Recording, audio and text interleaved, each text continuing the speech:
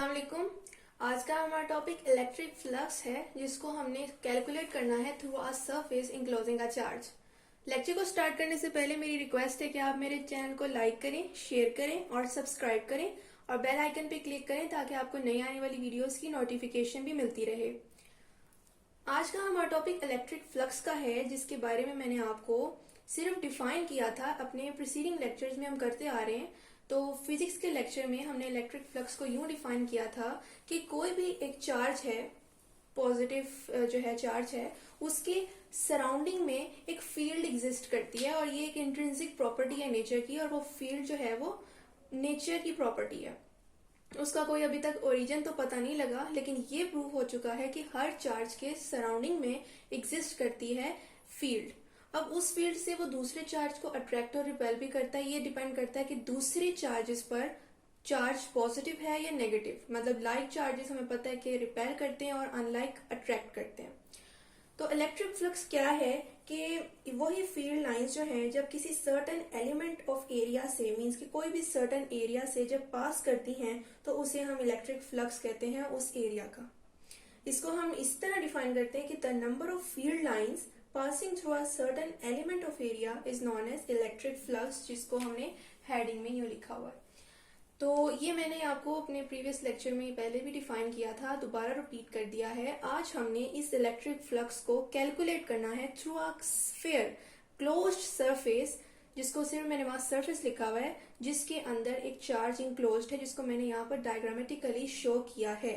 Plus Q हमारे पास charge है जो इंक्लोज्ड हुआ है एक क्लोज्ड सरफेस में, जिसको हम स्फीयर भी कह सकते हैं। अभी तक हमने इस डायग्राम की सिर्फ इन दो बातों को ही डिस्कस किया है। आज हमने जो है इलेक्ट्रिक फ्लक्स जो है कैलकुलेट कैसे करना है उसको देखेंगे, और ये देखेंगे कि हमने इलेक्ट्रिक फ्लक्स के फॉर्मूला को इस जो है क्लोज्ड सरफेस पे अप्लाई कैसे करना है।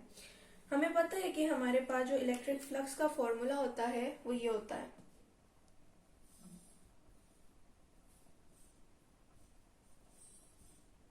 ये हमारे पास इलेक्ट्रिक फ्लक्स का फॉर्मूला होता है।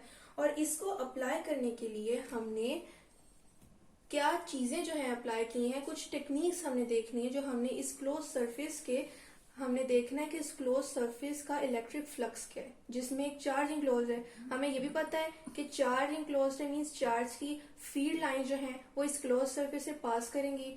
तो हमने अब कैलकुलेट करना है इलेक्ट्रिक फ्लक्स की कितनी नंबर ऑफ फील्ड लाइन जो है वो पास आउट हो रही है फ्रॉम दिस क्लोज सरफेस जिसमें चार्ज इंक्लोज है।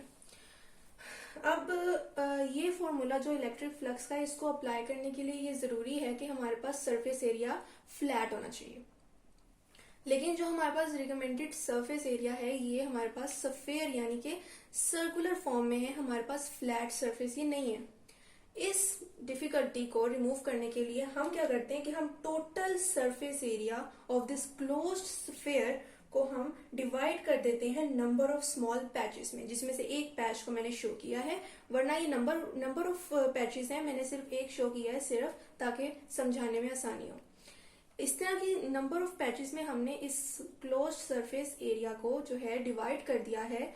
और जब स्मॉल सरफेस एरिया को हम ज्यादा अगर देखें तो उसको अलग अलग जो है कैलकुलेट करें उसमें से इलेक्ट्रिक फ्लक्स, तो वो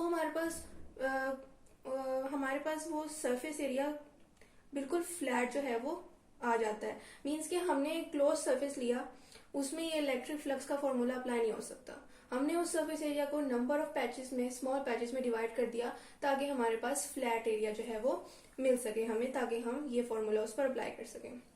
अब ये देखें, ये तकरीबन हमारे पास ये स्मॉल पैच फ्लैट सरफेस ही कंसीडर की जा सकती है, और इसमें से जो है हमने इलेक्ट्रिक फ्लक्स और एरिया जो है उसको देखा है।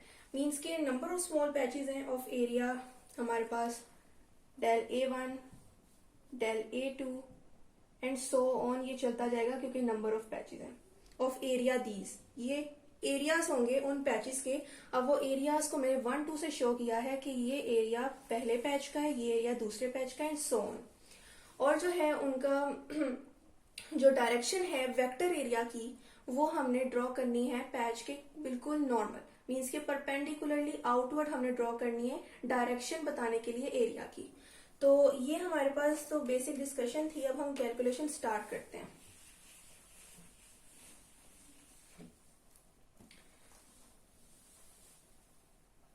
हमने डिफरेंट पैचेस के डिफरेंट एरियाज से पास होने वाला इलेक्ट्रिक फ्लक्स उसको हमने कैलकुलेट करना है।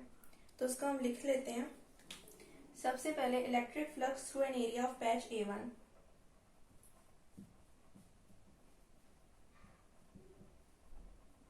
Through an area of patch A1 means के फर्स्ट पैच के एरिया को हमने A1 कंसीडर किया है और उसका हमने इलेक्ट्रिक फ्लक्स जो है वो देखना है। तो वो हमने भी यहाँ पर भी 1 यूज करना है उसके लिए, पैच 1 को रिप्रेजेंट करने के लिए, और साथ डेल A1। ये हमारे पास पैच 1 के क्रॉस पास होने वाला इलेक्ट्रिक फ्लक्स है जिसको हमने यूं कैलकुलेट किया है। उसी तरह हम इलेक्ट्रिक फ्लक्स यहाँ मैं लिख नहीं रही, through an area of patch A2 को कैलकुलेट कर लेंगे। तो बस उसमें हमने 2 पुट कर देना है रिप्रेजेंट करने के लिए पैच 2 के एरिया को यूं। और इसी तरह हमने मजीद चलते जाना है और हमने पैच n तक जाना है। मीन्स के नंबर जो है इसके n नंबर ऑफ पैचेस जो हैं हमने उनमें डिवाइड किया क्लोज सरफेस को, और हर पैच के कॉरेस्पॉन्डिंगली जो इलेक्ट्रिक फ्लक्स है वो हमारे पास यूं आता जाएगा। अब हम पैच AN जो हमारे पास नंबर ऑफ पैचेस को शो करेगा उसके अंदर उसके थ्रू भी हम इलेक्ट्रिक फ्लक्स कैलकुलेट कर लेते हैं। Electric flux through an area of patch AN represent कर रहा है कि नंबर ऑफ पैचेस है, तो सिंपली हमने n यूज करना है इसको रिप्रेजेंट करने के लिए। ये हमारे पास इलेक्ट्रिक फ्लक्स आ गया नंबर ऑफ पैचेस का। अब हमने टोटल इलेक्ट्रिक फ्लक्स फाइंड करना है इन तमाम पैचेस का।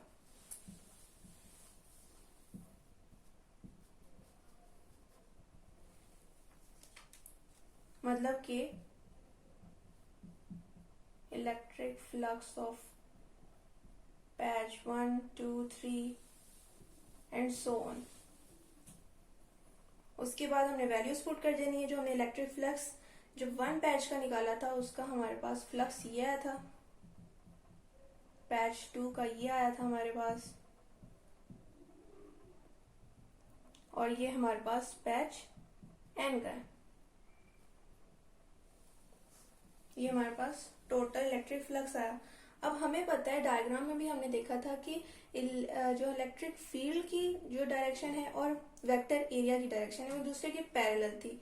तो पैरेलल जब थी तो हमने कॉस मतलब थीटा को 0 कंसीडर करना है। कैसे? A cos theta plus A2 cos theta and so on. Theta हमने जो है वो 0 पुट करना है क्योंकि वो पैरेलल है, जिसकी वजह से हमारे पास ये आएगा। और cos 0 हमें पता है कि cos 0 1 के इक्वल होता है, तो 1 को हमने नहीं लिखा।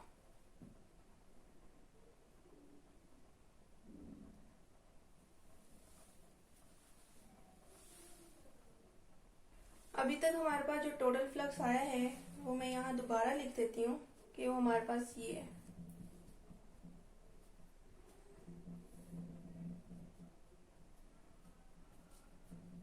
अब हमें पता है कि हमारे पास जो डायग्राम में सरफेस था वो स्फेरिकल सिमेट्री का था। तो ड्यू टू स्फेरिकल सिमेट्री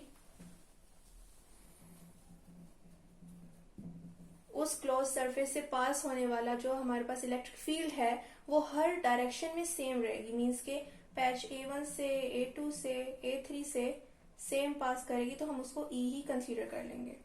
और फिर हम इस तरह से इक्वेशन को पुट करेंगे कि हमने E को फिर कॉमन ले लेना है। ब्रैकेट में del A1 A2 A3 and so on. और हमें पता है कि टोटल स्फेरिकल सरफेस एरिया की अब हमने वैल्यू पुट करनी है। E की वैल्यू हमें पता है 1/4 पाई E0 Q/r², और टोटल स्फेरिकल सरफेस एरिया की वैल्यू है हमारे पास 4 पाई r²। हमारे पास आर स्केयर से कैंसिल, 4 पाई से कैंसिल, तो हमारे पास जो इलेक्ट्रिक फ्लक्स की वैल्यू आई है वो है Q/E0। ये हमारे पास उस क्लोज सरफेस का इलेक्ट्रिक फ्लक्स आया। तो अब हम इसका कंक्लूजन देख लेते हैं कि हमने ये जो तमाम कैलकुलेशन की है क्लोज सरफेस से पास होने वाला इलेक्ट्रिक फ्लक्स कैलकुलेट किया है, इसका हमारे पास क्या रिजल्ट आया है। तो हम इसका रिजल्ट जो है उसको देख लेते हैं। हमारे पास टोटल इलेक्ट्रिक फ्लक्स जो कि क्लोज सरफेस एरिया से पास कर रहा है वो शेप और ज्योमेट्री पे डिपेंड नहीं कर रहा सरफेस पे, वो डिपेंड कर रहा है कि क्लोज सरफेस में मौजूद क्या है, मीन्स कि वो किसको इंक्लोज्ड कर रहा है, किस मीडियम और किस चार्ज को इंक्लोज्ड कर रहा है। हमारे पास जो फॉर्मूला हमारे पास आया है कैलकुलेशन से उसमें भी क्यू ही जाहिर हो रहा है, मीन्स के इलेक्ट्रिक फ्लक्स जो है डिपेंड कर रहा है हमारे पास charge which is enclosed by the close surface. तो हम ये लिखते हैं the total electric flux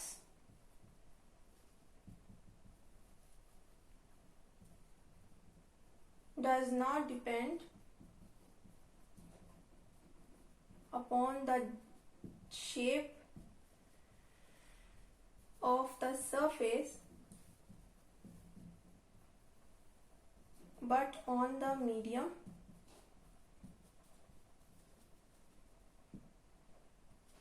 और चार्ज इंक्लोज्ड। तो हमारे पास आज ये कंक्लूजन आया है सारी कैलकुलेशन का कि जो इलेक्ट्रिक फ्लक्स है उसकी एक हमें एप्लीकेशन पता लगी है कि ये सरफेस के ज्योमेट्री और शेप पे डिपेंड नहीं करता बल्कि उसमें मौजूद इंक्लोज्ड मीडियम या चार्ज पर डिपेंड करता है कि उसकी क्या वैल्यू, उसके मुताबिक इलेक्ट्रिक फ्लक्स जो है वो कैलकुलेट किया जाता है। तो ये था आज का मेरा टॉपिक जिसमें हमने इलेक्ट्रिक फ्लक्स को मजीद जो है डिस्कस किया और उसकी हमने एक क्लोज सरफेस एरिया के थ्रू कैलकुलेशन को देखा और किस तरह हमने रिमूव करना डिफिकल्टी को कि इलेक्ट्रिक फ्लक्स क्लोज सरफेस में अगर नहीं अप्लाई हो सकता इसका फॉर्मूला तो हमने उसको नंबर ऑफ पैचेस में डिवाइड कर देना है ताकि इलेक्ट्रिक फ्लक्स जब नंबर ऑफ पैचेस से डिवाइड हो तो वो सरफेस एरिया जो स्मॉल पैचेस का है वो ऑलमोस्ट जो है वो फ्लैट सरफेस कंसीडर हो। तो मुझे उम्मीद है कि आपको मेरे लेक्चर की समझ आई होगी। फिर भी कोई क्वेश्चन हो तो आप कमेंट में पूछ सकते हैं। मैं फिर बताते चलूं कि आप मेरे चैनल को लाइक करें, शेयर करें और सब्सक्राइब करें और बेल आइकन पे क्लिक करें ताकि आपको नई आने वाली वीडियोस की नोटिफिकेशन मिलती रहे। शुक्रिया, अल्लाह हाफिज।